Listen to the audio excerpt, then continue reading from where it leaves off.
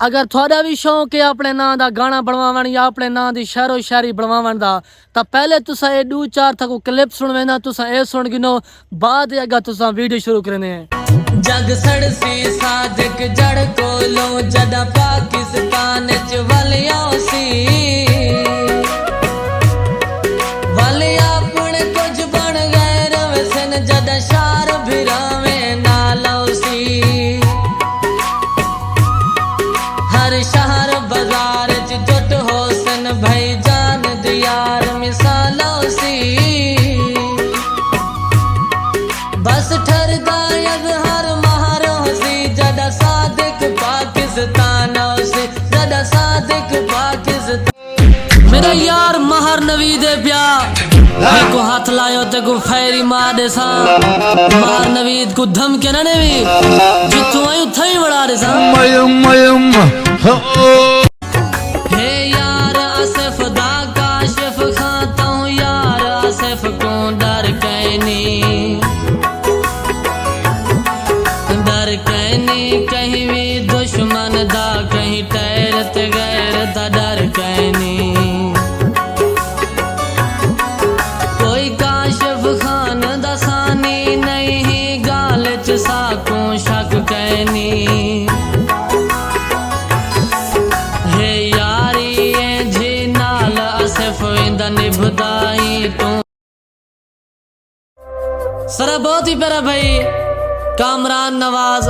जलालपुर पीर ले तू हुने दी नजारे है हकीकत मुहब्बत वहाँ होंदी है जड़ी बंदे को पहली दफा होंदी है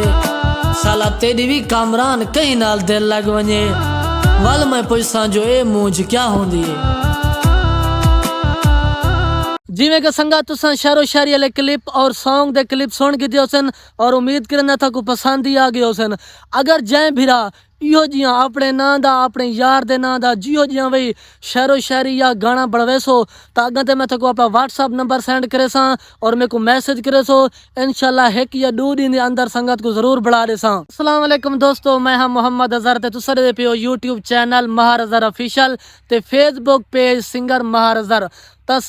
तमाम दोस्तें दे टिकटॉक अकाउंट ते और फेसबुक पेज ते और यूट्यूब चैनल दे कमेंट्स बॉक्स इहो ही एक मैसेज होंगे कि यार सारे नां दी वीडियो बना दे, सारे नां दी शायरो शायरी बना दे या सारे नां दा गाना बना दे। संगत ही वजह तो मैं एक स्पेशल वीडियो बनाई है, मैं संगत दसावा चाह कि तुसा किवें अपने नां दा सॉन्ग बनवा सकते वे और मेरा नंबर क्या है और मेरे को किवें मैसेज करे सो तुसा ये स्क्रीन शॉट दे गिनो। ये मेरा टिकटॉक दा अकाउंट है अते ये यूट्यूब चैनल दा भी चैनल दा था को स्क्रीन शॉट फोटो तो शो थी ना खड़ा सी। संगत चैनल को सब्सक्राइब करे सो और टिकटॉक अकाउंट को फॉलो करे सो और मेरे व्हाट्सअप नंबर ते मेरे को स्क्रीन शॉट सेंड करे सो और मैं संगत ना राब्ता करे सा और संगत को अपने नां दा सॉन्ग और शायरो शायरी इंशाल्लाह जिंदगी रही और तुसा मैसेज कीता तो जरूर बढ़ा दे सा। सराइकी चाक सो ते भावे उर्दू चाक सो बढ़ा दे सा, उर्दू भी बढ़ा दे सा शायरो शायरी अगर आखसो तो सराइकी वही जै शायरो शायरी बनवावनी होवे ना उहो ही राब्ता करे। यार हर बंदे दी अपनी मसरूफियत होनी है,